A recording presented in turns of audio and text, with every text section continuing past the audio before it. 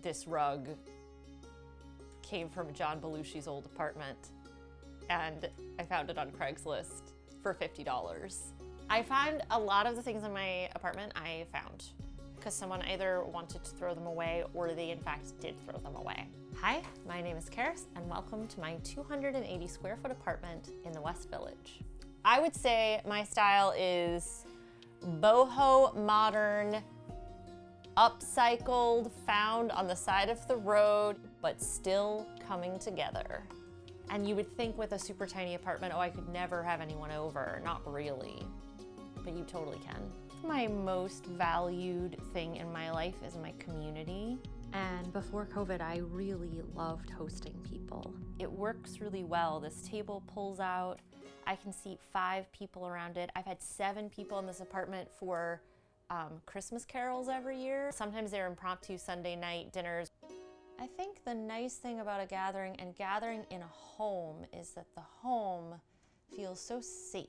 The city doesn't encourage vulnerability, and in order to be vulnerable, you have to feel safe. It's not just necessarily a safe haven for you, it's anyone I invite into my space. It's a safe haven for them as well. And it makes the idea of creating home actually a little more outward focused. I do feel like this apartment is this reflection of the people in my life. This cool table came from a dear friend.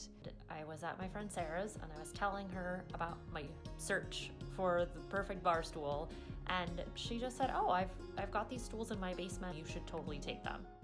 A large mirror really, I mean, it is a game changer.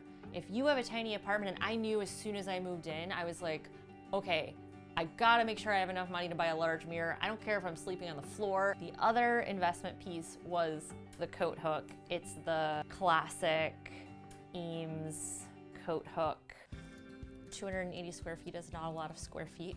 Try to like have things doing double duty. Like my piano is also my piano and it's my bar. So it has these little zones, these little like nooks. Like I have like a reading nook and a music nook and a dining nook and a kitchen nook. And I like using the word nook because that makes it feel cuter. My closet is the size of a thimble. I have some solutions. For instance, I use space-saving hangers. The bottom is sloped.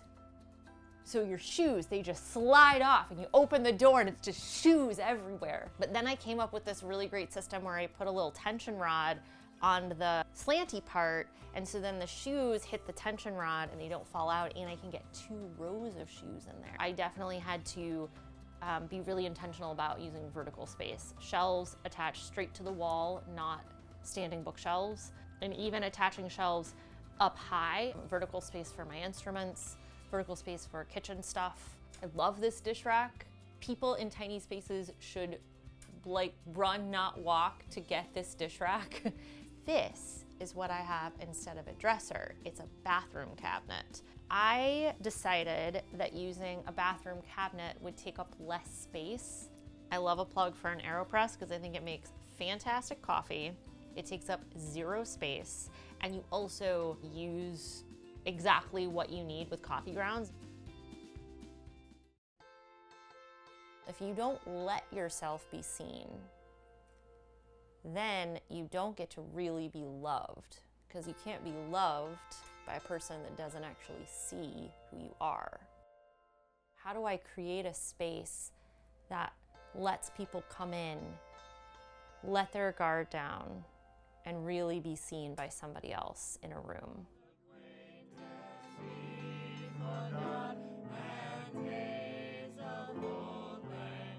Home means come as you are, rest.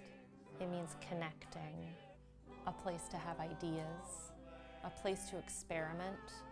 Home can be all of those things. That's the goal.